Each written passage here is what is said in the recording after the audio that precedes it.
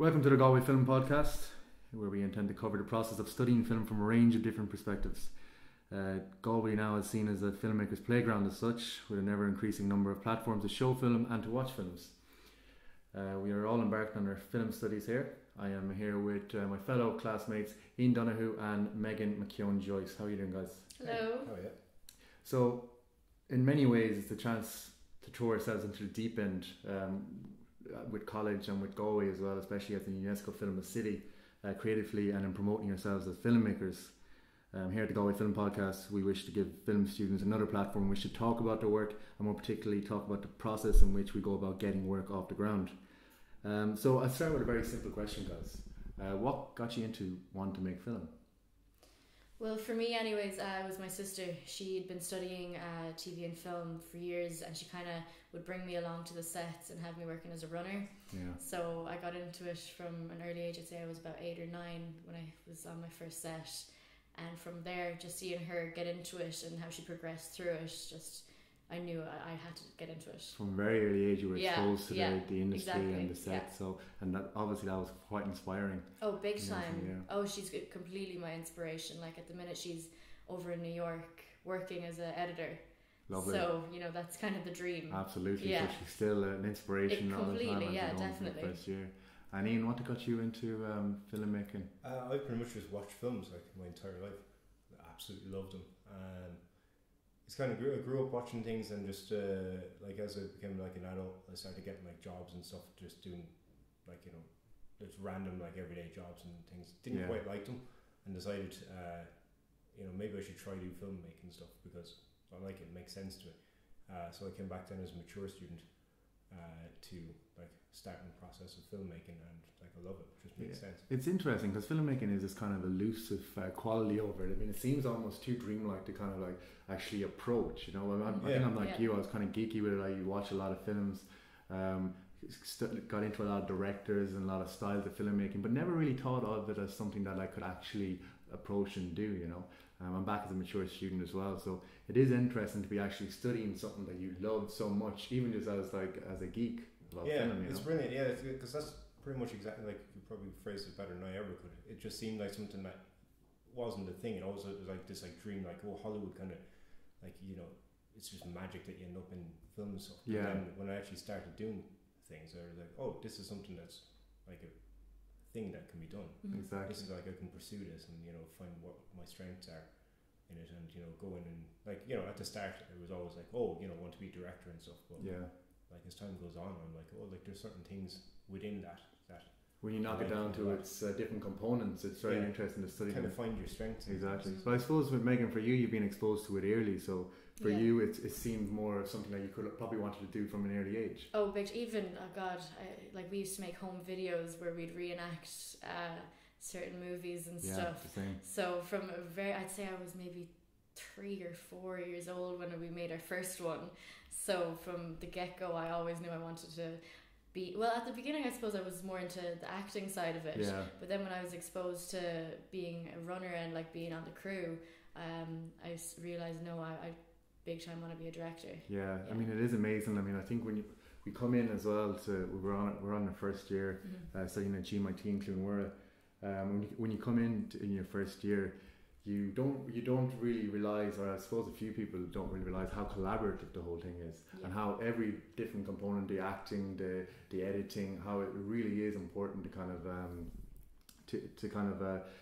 think of them as separate components to each other, but like a singular thing in the end. But I suppose if you're exposed to it from a young age, you kind of understand it a little bit. Definitely, yeah. Like for me, I always, because I have acted in the past, I always see that if I want to be a good director, I also kind of need to know how to act, because I can't expect my actors to do what I'm asking them to do without showing them. Exactly, yeah. So you see that in certain films, like with Quentin Tarantino. I'm not saying he's the best actor, sure. but at least he's able to show them what he wants them to do. Yeah, I mean, it is an interesting thing. We probably all know actors here and there around Galway, and it is interesting listening to them and what they want from a director. I suppose we all kind of started off making films with friends who wanted to try acting out or whatever, and it's interesting how frustrated actors can get by a director not really knowing what he wants, but we're all kind of playing around in the end, so it's kind of sometimes it works, sometimes it doesn't. But like listening to an actor and what they expect from a crew, it's really interesting to see the kind of stuff that you'd miss out on yourself that you wouldn't think about. So it is good to kind of like intermingle in those roles and try it out. Yeah, it's good to like learn that language of acting. It's be able to like tell the actor themselves like what exactly it is that you're looking for and like what they can do to help that come along, and like how they can help get your vision out there. You have to be able to like say it in a way that like it doesn't confuse them, but they know clearly what they should aim for.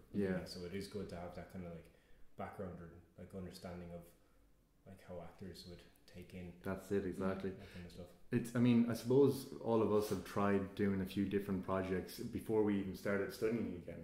So we were probably like creating films, creating videos before we started here, and we were kind of messing around with editing, sound, all of that. What made you want to particularly go and study a degree for filmmaking? Was it opportunity, or was it that you wanted to be, you know, a kind of diverse education on it? Well, I think for me, I had made like documentaries, music videos, shorts, everything, but there was still more I knew I needed to learn, and that the only way I could do that was to go and actually study it. Really just like you can do it on your own, of course, you can learn it all on your own, but there's certain things that sometimes you just need to be shown. Sure. And for me, I just thought, I was doing well, but I wanted more. I wanted to be able to progress. Yeah. And it's even the confidence to be able to kind of to be able to say that, I mean, that you've had a formal education in some aspects of it, because a lot of it is, I mean, as we know, is like we're kind of blagging our way through it, acting like we know something, even if we're learning as we go ahead, you know. So I mean, I suppose that is an interesting part of it, to study. Some music going over there now. We're trying to find a quiet room to do this today, but it's kind of pretty tough in a college to find it, so bear with the music and everything. Ian, for yourself, you've made a few videos before you started college. Yeah, I've made a few. Well, I was in GTI, Galway Technical Institute, for 2 years, doing film. And so GTI would have been a kind of a startup course for GMIT, or is that how they play? Yeah, I kind of went into that because like it was really accessible, and it kind of like it suited like my lifestyle kind of at the time. Well, not my lifestyle, like I wasn't like your lifestyle, rock and roll. It seemed like it made sense. It was like it was something that I heard from a few people that was a really good course. Yeah. So I went into that, and they just kind of give you free rein to like make stuff. So really? You know, I never made anything before, like bar like messing with my brother or anything like that. I never actually made something where I wrote a script or filmed anything. So it was kind of good to go into that. Make a few things and just kind of mess around. Like I did that typical thing that most people do, and just made something incredibly dark for my first one, and then I kind of eased off then with ones after, just kind of. That's a young male thing that we do. We it seems to be a tendency. Everyone goes for the horror thing, or you know, depending on like how young you are, they might go for the house party. That's it. Well, the stereotypical drugs party. House party. There's viewers everywhere. Cool. Actually, that's funny, because Galway, a lot of things you see, like maybe a little similar. A lot of it is horror, and a lot of it is a take on the house party and being out. Which I suppose there's nothing wrong with it. I mean, it's a really good way to kind of start off things, because horror is this kind of genre where you can experiment quite a lot in it. And you know, you can get away with it because you can have like first person views of what's happening. You can do like mess around with time lapses, mess like with just how things look. Like it's a good kind of exactly, and especially to a drama, like where you just like, you know, drama is like you straight kind of this is what's going on. Horror, you can really mess around. Drama as well depends very much on the writing and the quality of the writing. It definitely does. So I suppose with horror, I mean, it is good to have restrictions as well. I mean, and you're going to have them inevitably when you're starting off. It's good to kind of overcome them by trying to make something like get a fright out of someone in horror. Like especially Galway has that kind of macabre kind of it's kind of tone to it anyway. So it's probably inspires a lot of horror, you know, with the Mockness Parade and with just the way Galway looks. It's a tribal kind of like exactly. Horror's still pretty easy to get wrong though. Absolutely. It can come across really cheesy. That's it's the line of trying to get it right. And most of them do come across cheesy. I mean, the first thing I made, like I think it's very cheesy, and some people are like, I showed this to my mother, and she's like, "What? Like, what's going on with this? Like, is there something you want to talk about?" And I was like, "No, not really. I just kind of wanted to go pretty dark and see what happens with it." But it is a very thin line between. But like if it's your first thing, like, Absolutely. you know, feel free to do what you want. Like I think a lot of people are under a lot of pressure when they're making something at first that it has to be very good. Yeah. But everyone starts somewhere. Yeah, Yeah. I mean, it's not your it's not your debut showing. I mean, Yeah. it's you have to play around and start off. If anything, though, the further you go on, though, when you look back on that, you cherish that first film you made. Absolutely. Yeah. Like you'll hate it at first, man. Oh Yeah. my god, this is so bad. But as time goes on, you're like, that was fun. That was nice. Yeah. Films. Or like the first thing I ever made is the cheesiest romantic film, and I forced my two friends into making it. They wanted nothing to do with it, and it creeps up on Facebook every now and then, and I just it's so funny. Oh hey guys, remember this? Yeah, exactly. Stop putting this up. But it's I mean, it's great to when you look back on your young self, because we're very like influenced when we start off, even playing around with a camera. We're influenced by a director. For me, it would have been like when I started doing it, would have been Tarantino in my head, and wanted to be like kind of a younger Tarantino, and like and I made all my little brothers and sisters like display out all this terrible dialogue, you know, that they shouldn't really be coming out of their mouth at that age, you know.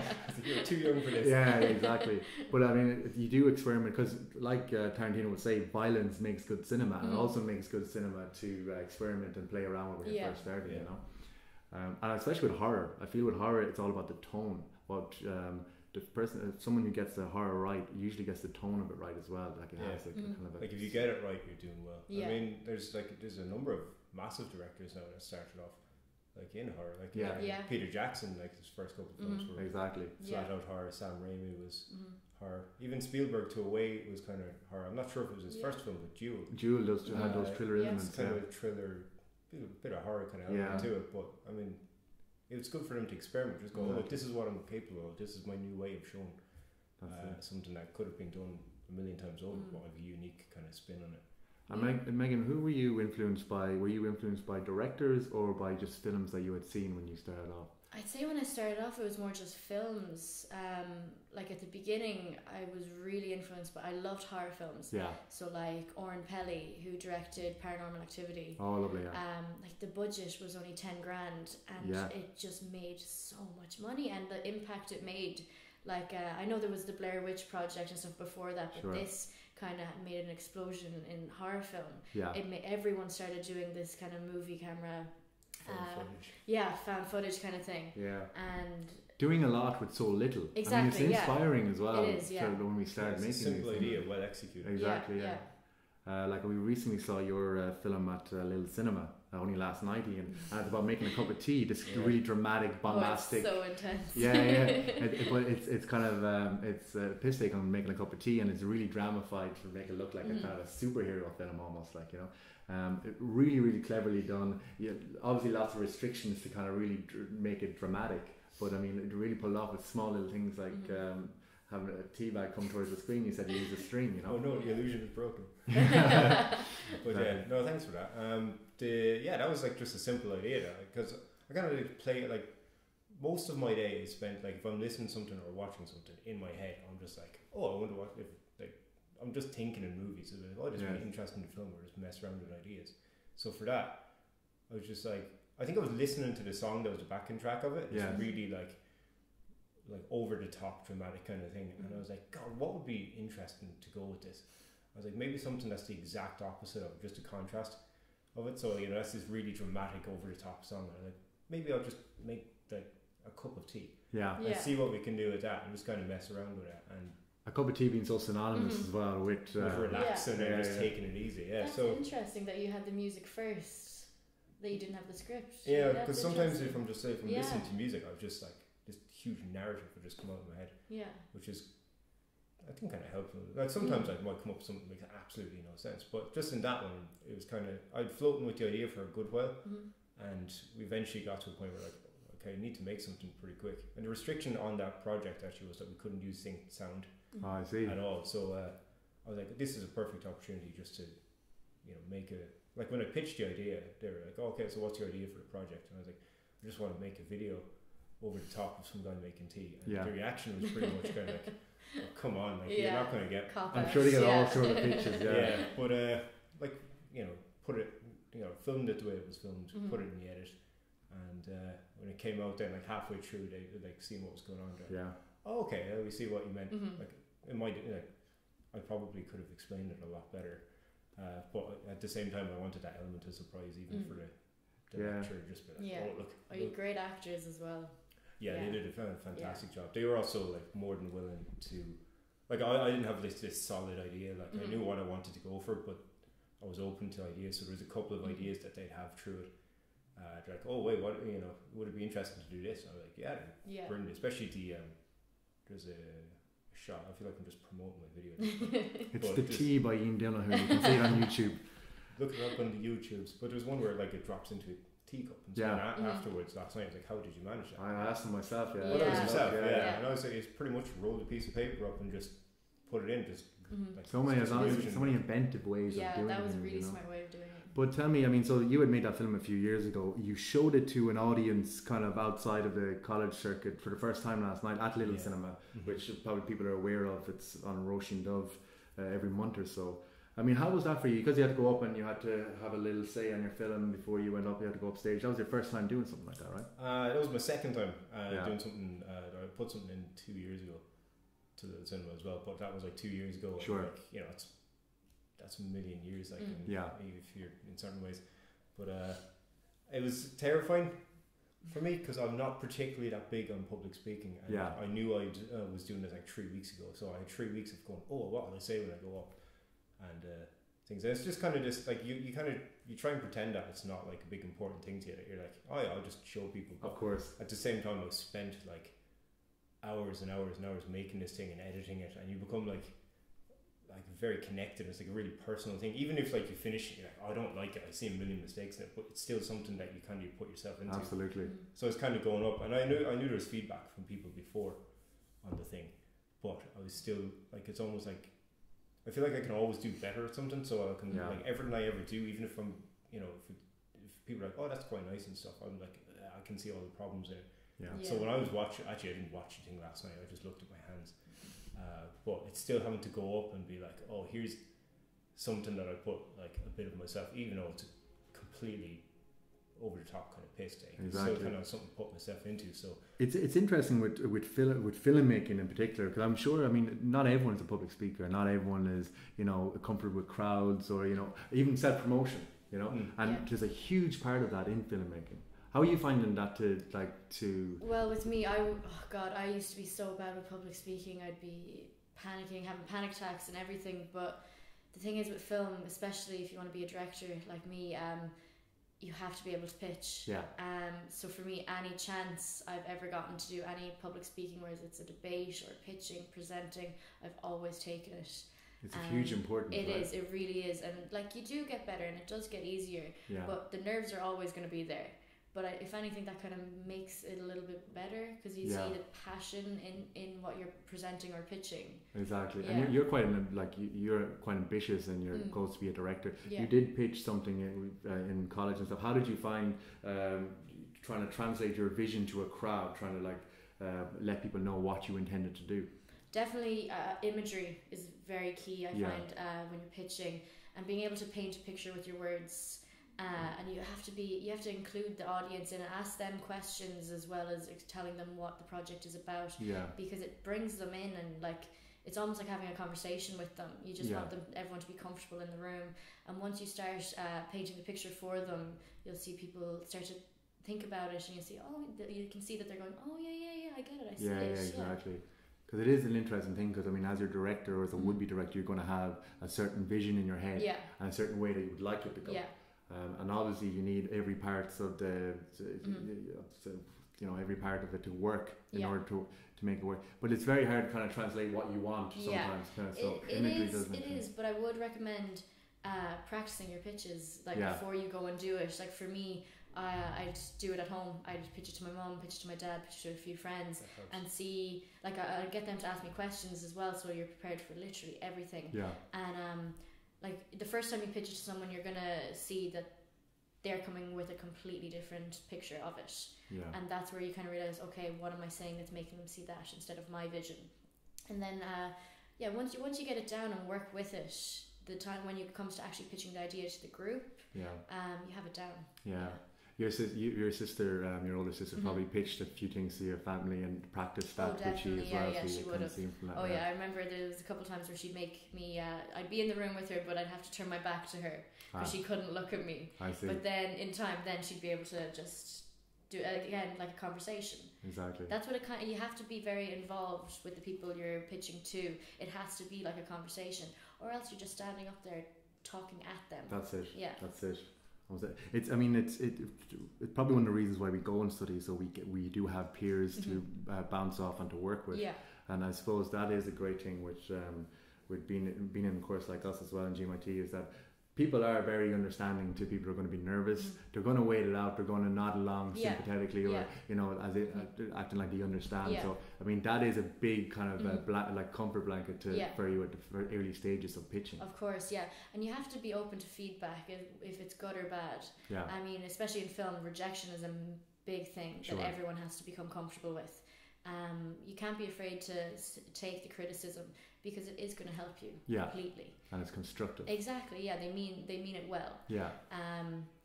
For me, anytime I pitch, I always, for instance, when we were pitching to our lecturer for documentary, I asked people in the group, how did I do? Is there anything I could improve on? And that kind of thing. Yeah. And I got some great feedback from it. Exactly. Yeah. I suppose that having your peers doing exactly what you're doing as well is just a great way to find out how you're doing. Exactly. And kind of bouncing off. Yeah. It's interesting with Little Cinema, because people are very appreciative and people are very welcoming to you with your bringing in your film. Welcome. What was the process like of actually sending a film into Little Cinema? It's remarkably easy. Yeah. I found them on Facebook. Well, I was already attached to a group on Facebook anyway.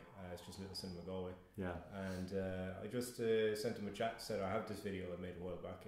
Would you be interested in putting it up, or what's the process for submitting? Yeah. And they got back to me very quick. It was Kenny that got back, and he said that there's some weird sound effects now. Yeah, that's not very sci-fi going on. That's not the part of my voice that half side work. But Kenny got back to me and he just said, they're more than willing to play the video, and I just send it on to them through a website. They download the thing and amazing. Wow. And that's it. And they just say, if you're available on the night, do you want to do an introduction for your film? And I reluctantly said yes. Yeah. And and that was it. And you go there and it's like an amazingly welcoming environment. I guess the way we send films now and files, it changes the way we submit our films and show our films. It's such an easy progress. You can do it from home, and the fact that you can get an answer so quick, and you can you can figure out what's going on. 5 minutes of work. If you have something, you may as well just it's like pulling the plaster off. Just get it out. Exactly, it has to be done. Yeah. And there's no better way of getting used to this than by getting your work out there and getting feedback and stuff. Exactly. So I'm more as willing you to get feedback too. As you said, the Little Cinema are so welcoming. Like they'll take on, they'll screen any levels of film, any levels of work that people have. Like they're really into having first time filmmakers show their work. And it's great to have somewhere local that you can do that. Yeah, absolutely. And even making these films, I mean, not all of these films are made in fancy editing suites in college. I mean, a lot of them are done on a laptop. Some have been done on phones. Absolutely, yeah. And that's another thing. I mean, the way, especially with documentary making as well, the way films are actually made, it's so convenient to us to actually shoot them. So as regards phones, different types of cameras, like we have GoPros now and everything. It is interesting. It's I suppose every time is an exciting time for cinema because it's always developing. But it's interesting now, this idea that it's so easy to actually make something. Yeah. As long as you have like shrewd editing skills and you can put something together. How do you feel about that idea with documentary? Do you think it kind of it opens up new ways of making documentary? Definitely. I mean, the fact that people now can just use their phone to record something, I think it's great, and they need to. This needs to be said to like a younger generation, people just still in school, that if they have a good idea, everyone's got a phone at this point. Go out there and film it. Exactly. Don't hesitate. There's a film I think was just released called Tangerine, that was filmed completely with phones. Exactly, yeah. And it's a fictional film as well. Exactly, yeah. And it's really funny. Yeah. Yeah. Shot in LA. I mean, it's amazing, really, isn't it? Like, I mean, I guess, I mean, when what we were talking about earlier on about filmmaking being having on this almost an elusive quality where it feels like, where do you begin to get your hand on? Because it's an expensive if you're looking for all the big equipment and everything. So the fact that it's so close to us now, we can like make something. You say anyone can be a filmmaker. You just put your idea down and exactly, yeah. And it raises interesting questions about how we will be making films. I mean, for example, the 360 cameras that are coming in. I haven't heard them being referred to as a fad yet. But I have a feeling somewhere down the road it will. It's very interesting. Developments, like the way things are going, like 360 cameras and VR becoming. Is it a bit overwhelming, like all the everything coming in, or do you feel like that's a challenge to take on and kind of get to know? It's definitely overwhelming because the way I look at it, you'll finally learn how to use a piece of equipment, and then something new is out. You have to stay up to date and stay current with everything that's coming out if you want to be successful. Exactly. I mean, and I suppose that's part of a lot of business as well, and it's a part of, you know, it's something that a lot of people deal with. But I suppose for filmmaking especially, like, I mean, it really is important to kind of get up to touch with what you're working with, you know. Like if you can get the basics down for pretty much any part of filmmaking, especially when it comes to cameras and stuff, if you get the basic knowledge of like what you're doing with a camera or like certain settings, like in a lot of ways, like with all the new things coming out, there's like connection with the, like, you know, might be slightly changed, but if you know the basics of the thing, you can kind of progress and go, maybe this is like what this sort of like means on a certain camera, or else, you know, if it's 360, maybe, you know. And you don't necessarily have to be a technology geek to kind of be able to visualize and make films. Like I mean, this is the idea of being a collaboration. Is that if you don't have the head for the technology of it, it's not something that's going to stop you making films. Exactly. No. It's like it's just practice. Just everything's practice. If you're passionate about it, you're going to get it. You're going to learn at some point. Like no one ever starts these things knowing everything. Everyone, like even Scorsese, has started like by just like nothing. You know, maybe know nothing and started loving film, and then just kind of progressively learning as he went along. I mean, he'd say to himself, he's still learning. That's it. That's filmmaking is just it's an ongoing learning process. Interesting with the Lenny Abraham's Room just kind of being nominated for an Oscar, and there's a lot of talk about how it's great for the Irish film industry and everything, but some very imaginative ways of filming there in the space of one room. It just goes to show, it always reminds me of your film The Tea, where it's like you do so much with so little, you know. You really can, like, as long as you can visualize something, as long as you have a kind of a story to tell. As long as like anything can be made like interesting if you just have imagination. And you can experiment with something with anything. That was another part of the thing. I was like, tea is a boring, like boil a kettle, fill a cup. But I was like, let's make it interesting. See what we can do. And they definitely, in the room, they made that one room feel almost like a world. Like I know within the story, like not really spoilers or anything like that, but they do talk about it because, you know, for them, for the kid, I mean, that's all he's ever known, and they do kind of say this is the world that we have, and everything else doesn't exist, but they do create that world very well in that film. Like within that room, it's a tiny space. It's like 10 by 10. And before we started studying film, or like going into this course that we're doing now, as both of you made your own thing, your own work and everything, and I suppose you had a lot of kind of say, and a lot of you were the driving force behind it. You probably shot and edited because, you know, you were working on your own. How do you find out collaborating with people coming in? Is this something that you need to really kind of like train yourself to do, to kind of be able to let go of certain things and be able to direct other certain things? I mean, how do you find the process?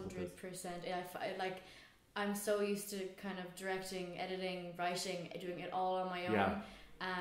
That for me, it's quite difficult to give up that control. It's something to get used to, but it is, like, it's once you get used to it, it's great having that support throughout it. It makes it, like, I'd say since this course, what I've shot so far is way better than anything I've done in the past. Because I've had a group, and it's almost becomes like a family. Exactly. Like the crew is definitely key. Like you need to have the support there from everyone, and you usually will. That's true. I mean, it is interesting because I think when you come in with the same mindset to college, and you think that you can, you know, pull everything off, and you have complete control of everything, just because, you know, you're used to working that way.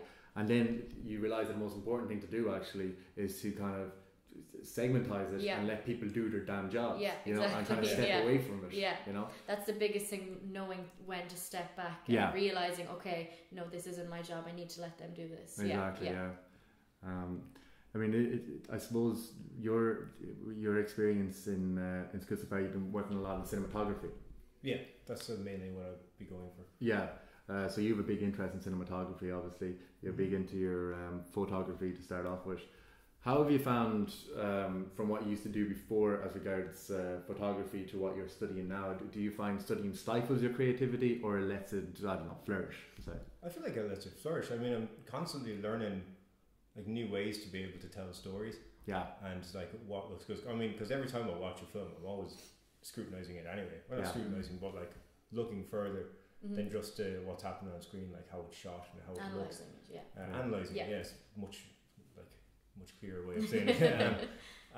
But no, I feel like the further we're going along, the more creativity I'm getting in a way. The more tools you're getting as well. Yeah, the more tools. I learn like what works, what doesn't. A lot to be said for professional feedback as well, right? Yeah. From the people within the industry. Yeah, especially like our lecturers, like who are people from the industry. Like they tell you something. And I definitely enjoy getting feedback. Yeah. As well, I almost asked them like if they said something was good, I'd like, if you could give me a critique at some on anything. Please do, because it's amazing how far that goes, a critique, even a small written critique. Yeah, anything at all. Because then you're like, a critique is it's the person, like, it's not a bad thing. Yeah, it's like this could be better if if you expanded on this, or if you maybe dropped a bit of that, and then you're like, you take that in. I mean, there's nothing. It's all helpful. Yeah, and you take it in. You're like, oh, that will actually help, and you can apply it to the next thing you're doing. And it's all it's better than someone just going, oh, it's fine. Sure. Yeah. Because that doesn't really mean it. It's nice and all, but it's better to get something that can help you expand. Someone who's not emotionally invested in how you're going to be emotionally invested in it as well. You can step back. Because in a way, you have to kind of disconnect you from the work, or disconnect yourself from the work you've done, and look at it critically. Like if anything I've done, I'll look at it. I'll try and spend as much as I can of looking at it as an outside person and separate myself from it. So I'll be like, oh, this could have been fixed, or I could have, maybe changed a shot here and there. But like, I do enjoy people giving me more feedback and stuff. And it's like, the more I get that, the more I know and the more creative I can be. But I feel like definitely getting more creative. Yeah, the more I learn. I think you still have to be careful though about getting too close to your work. Like, I think as a director, you're going to feel like there's always something you could have done better.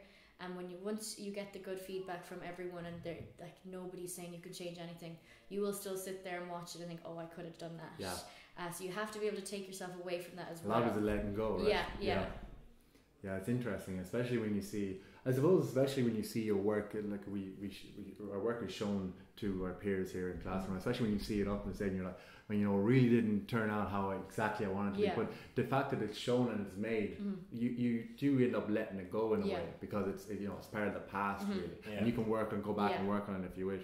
Just what you were saying there about analysing films and stuff. I mean, I suppose we all come into this as film geeks in a way. Yeah. Do you think studying film has ruined watching films, or do you just think it's made them more? Do you think it's made them more like an experience watching them, or do you think it's easy to step away from watching films without critiquing them? And that's been something that's been asked actually of me like a couple of times over the last couple of months. Yeah. And I don't really think so, because I kind of, before we did this, I already analysed films.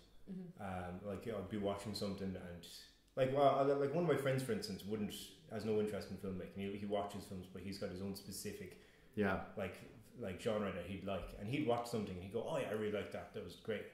But then I'd come along and I'd have to be put a damper on it. Like, oh well, it could have been shot a bit better, maybe the editing was a bit I hate guys like stuff. You it's just but there's no malice to it. It's just I kind of feel like it's more for myself than I'm saying it. It's like, maybe if I was to do something, that's something to be aware to try and avoid doing. Yeah.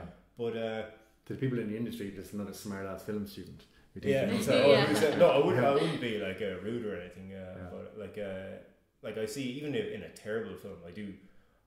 It's not just like, oh, I'll point out all the bad stuff in it. Like, I do actively look for stuff that I did like about something, which I think is kind of healthy. Like, you need to understand that language of film as much as possible. But it gives you more of an appreciation for what they've pulled off as well, when you know how much work has gone into it. I mean, everyone's got something that they do right in a film, even if the film is like it like just doesn't come together in the end, but there's still something that works. Sure.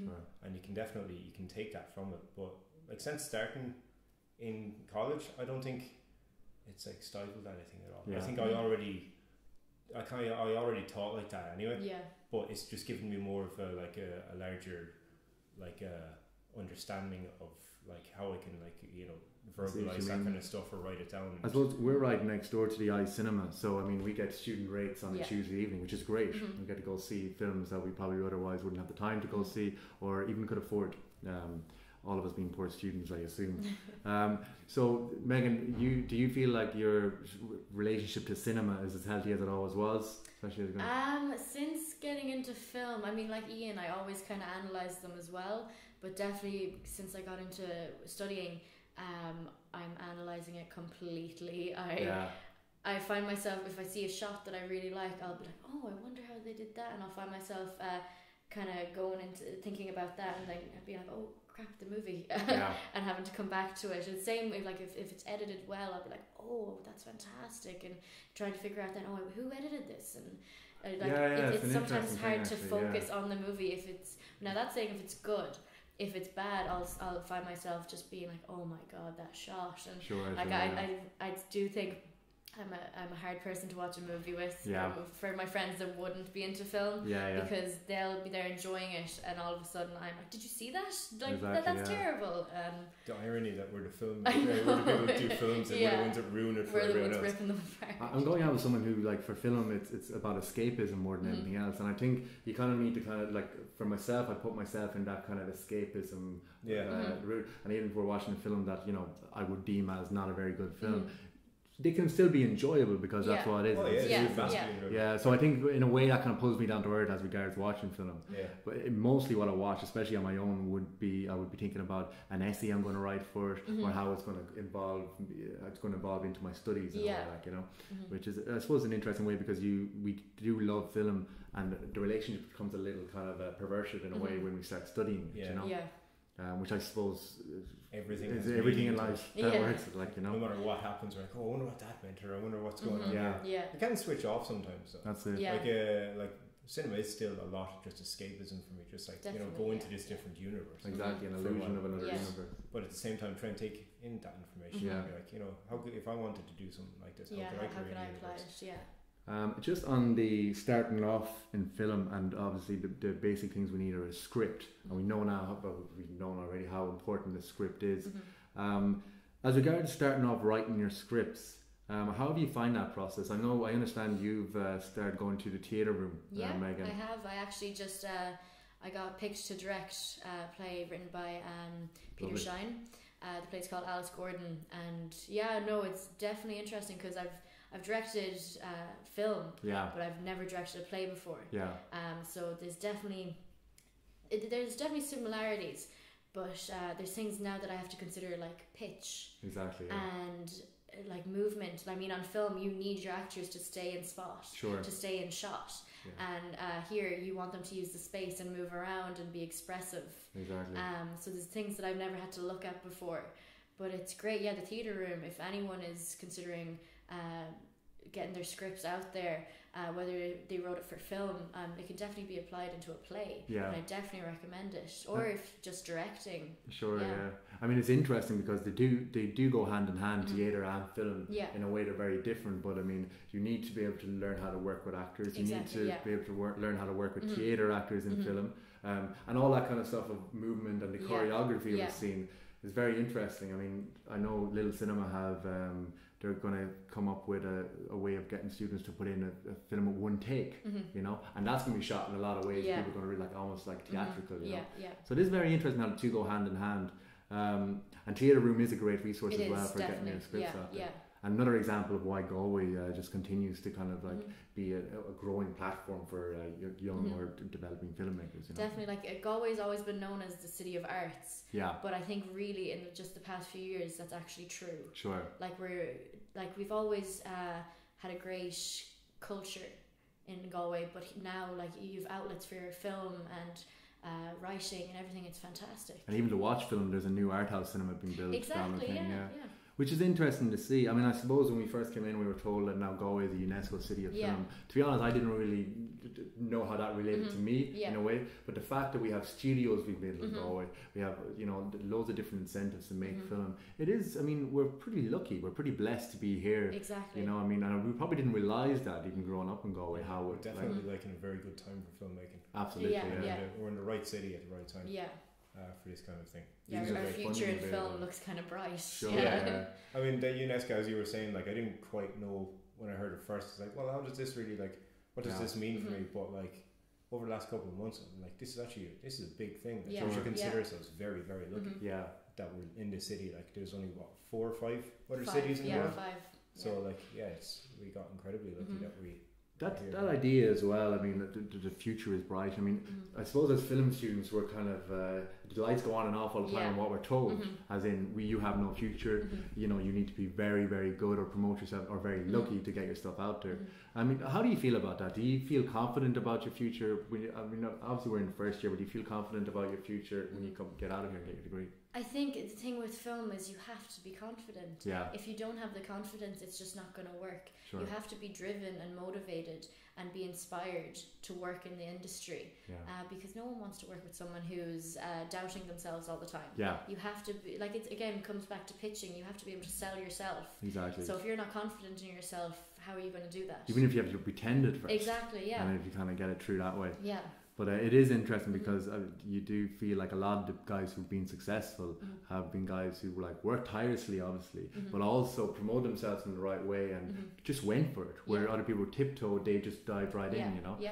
So it is a kind of something to think about when we talk about bringing out our first films and stuff. You know, I think it's a good idea to not even think about it like in a way that like, oh, you have no future, or else you could get something or you couldn't.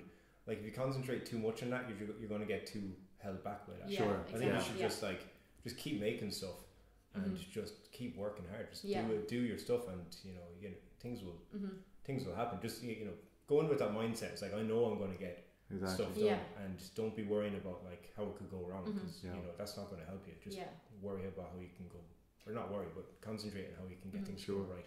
We were talking earlier on about the Waking the Feminist movement at the Abbey Theatre, and how it was kind of highlighted that there was so few works of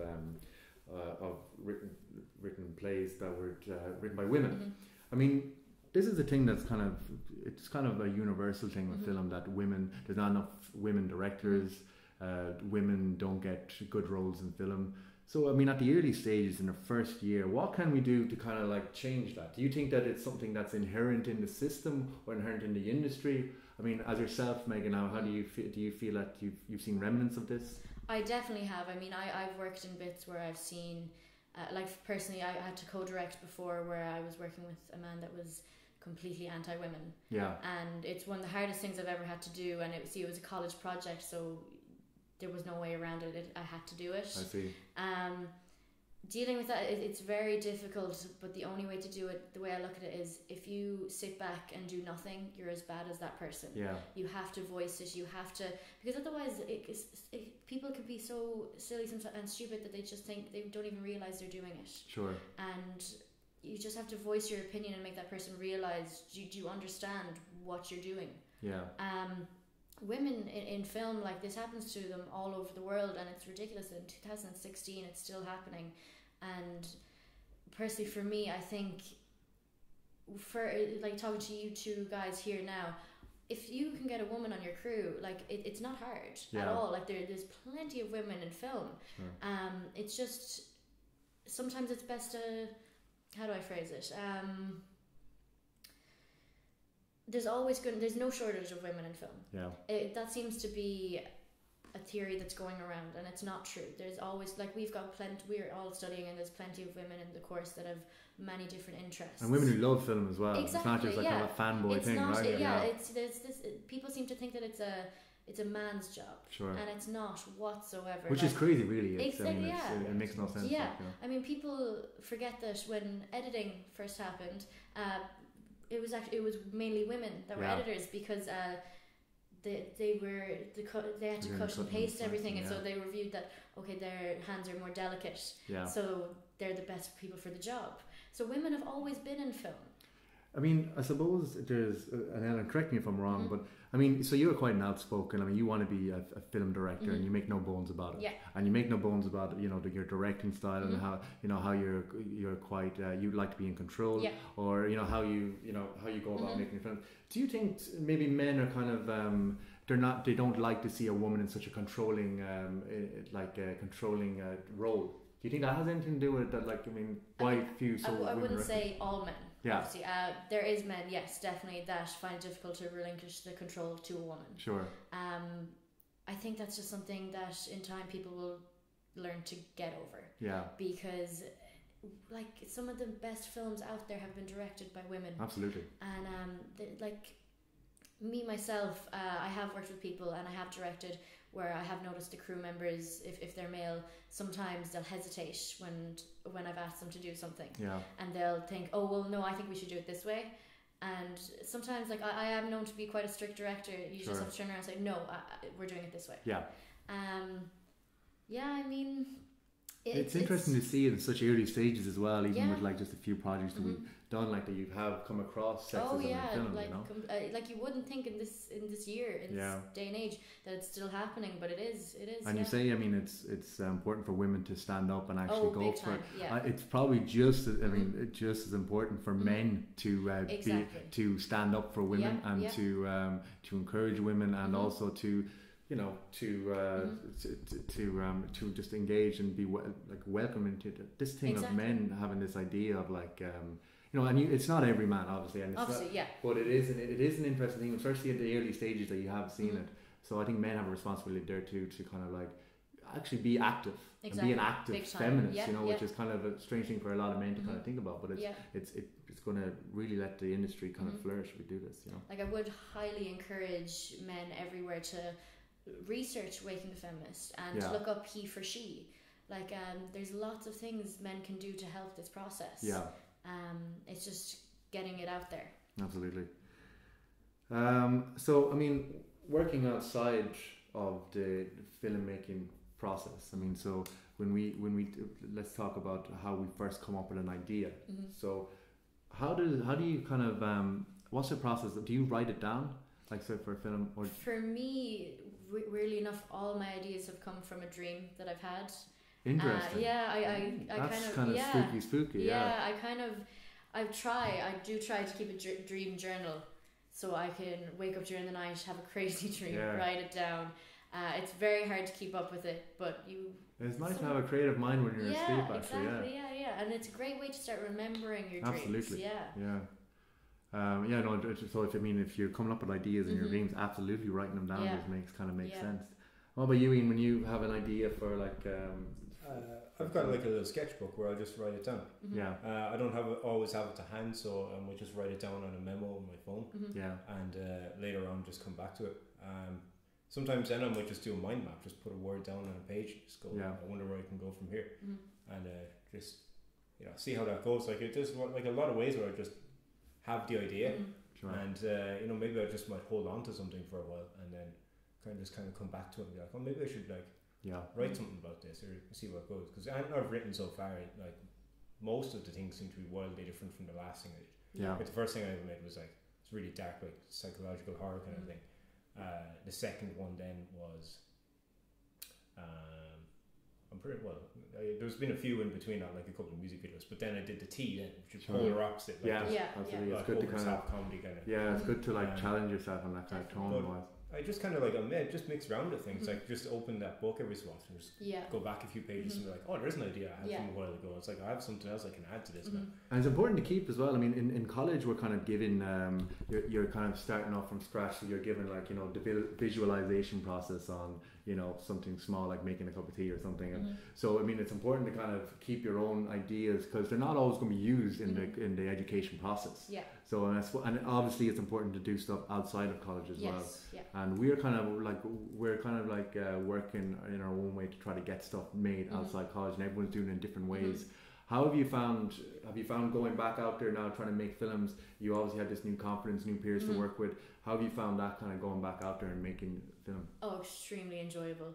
I mean, I don't think I've ever been so busy in my life, because the way I look at it, in this industry, you can't afford to turn down any work. Take Sure. on everything you can because it's fun. Yeah. It is. Like this is probably the best job anyone could ever Exactly. have. Even the creative process of just coming Exactly, up with what you're going to yeah. do.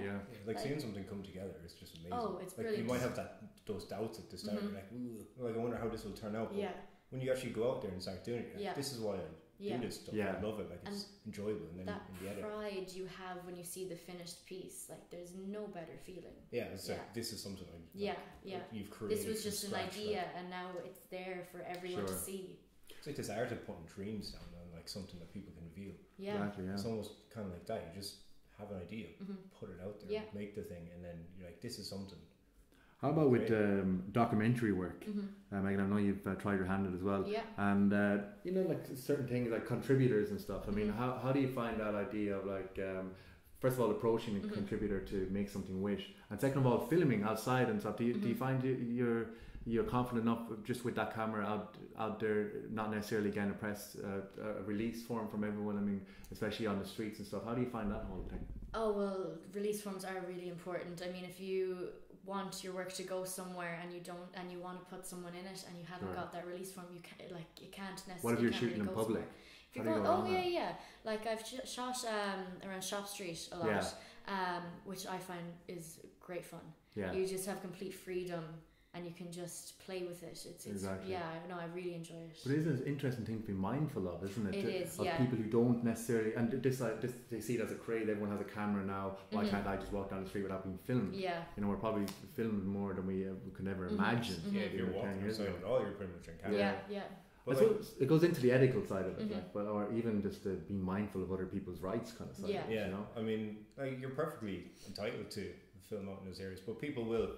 And like, yeah, I've had one occasion where I was filming on Chop Street as Mhm. well, and someone had seen the camera and Yeah. they came up and they're like, "Oh, was I on Yeah. camera there?" I was like, "I think I caught like Mhm. legs or something Mhm. like that." And they're like, "You know, do you mind like not using that?" I mean, they Mhm. didn't phrase it so politely. Yeah. Yeah. Of course. Yeah. They weren't rude or anything, but they were perfectly entitled to just be like, you know, Yeah. not too comfortable having Yeah.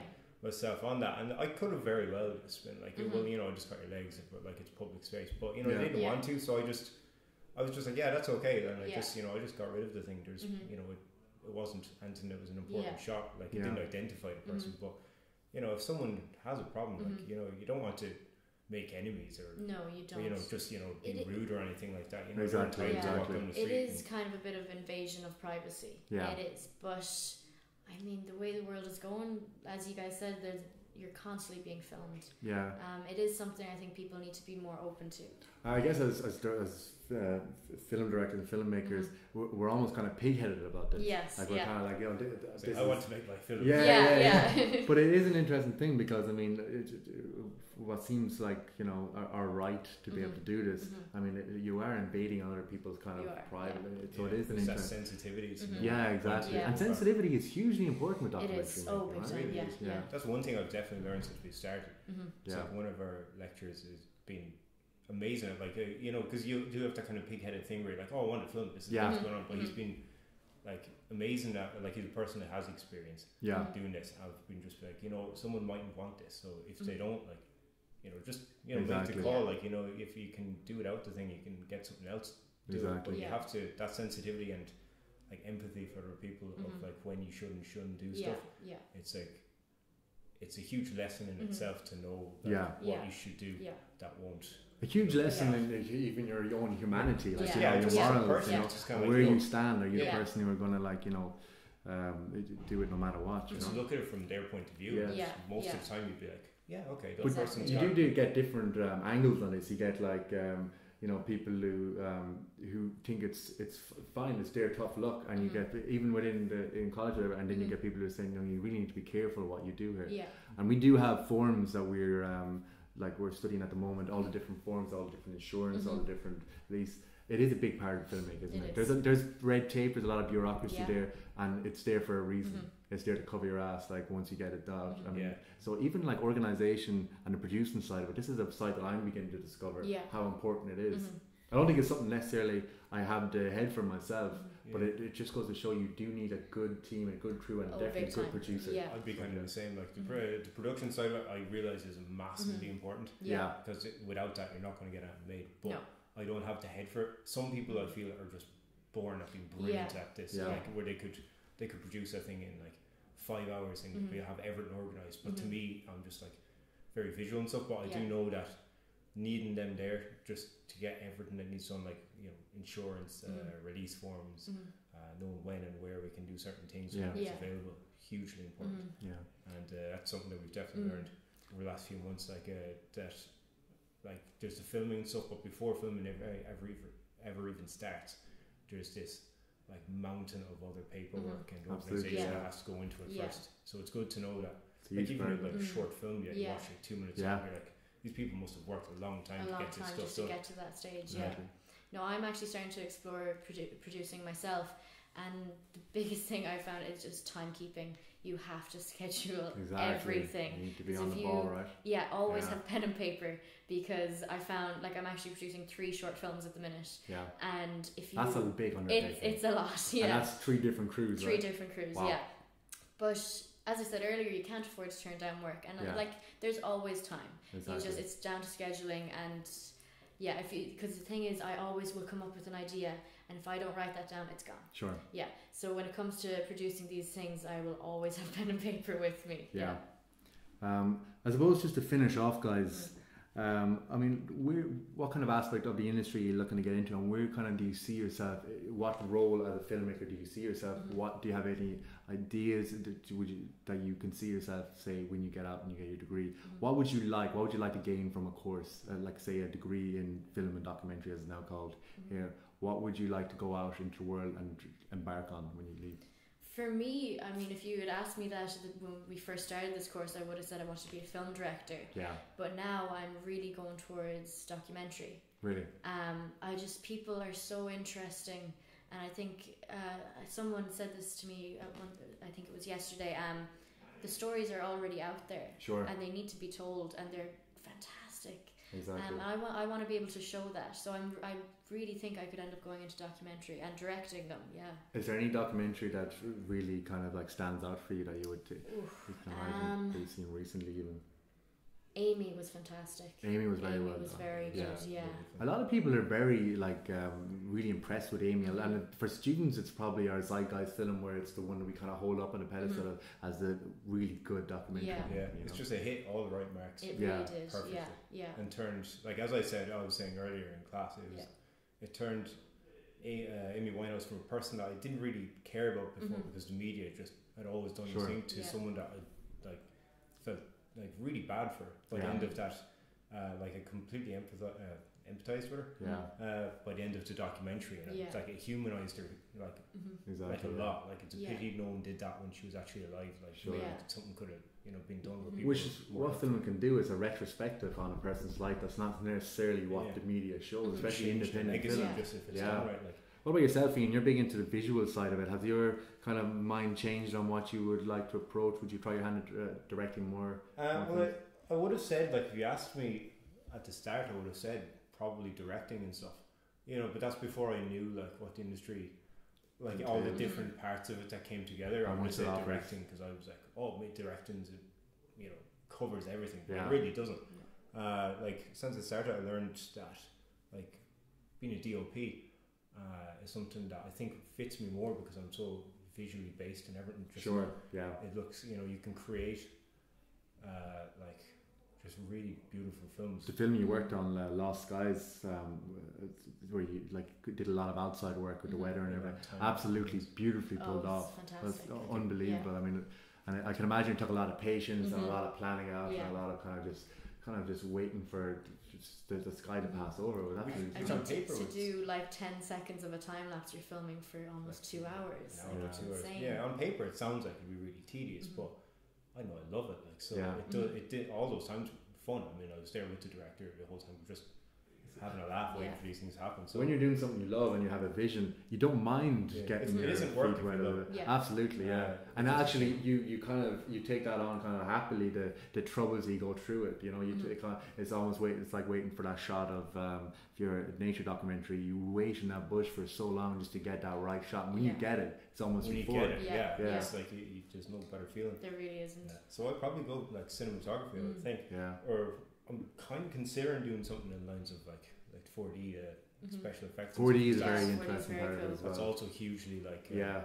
based on like. This is a module we just started 4D, and it just kind of opens your mind up in a completely different way of what you can actually do with film. And like we're starting on Photoshop at the moment, and I've been kind of playing around with Photoshop for the last year or two anyway. Yeah. So it's kind of like, even though I've known stuff about Photoshop for a year or two, it's still like even the first lesson, I'm still learning new stuff. It's just a massive thing that you can. It has been a Brokeback Mountain for me, unfortunately. The sheep are not real. I just couldn't believe it.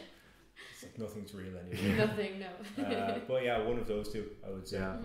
Good stuff. Well, listen, guys, it's absolutely a pleasure talking to you. Thank you so much for coming in and talking to us. And thanks for having us. Yeah, thanks for having us. And hopefully we'll have another podcast next week. Anyone interested in contributing or any ideas, please let us know. And we'll see you all next week. Thank you very much. Thank you. Bye. Bye. Bye.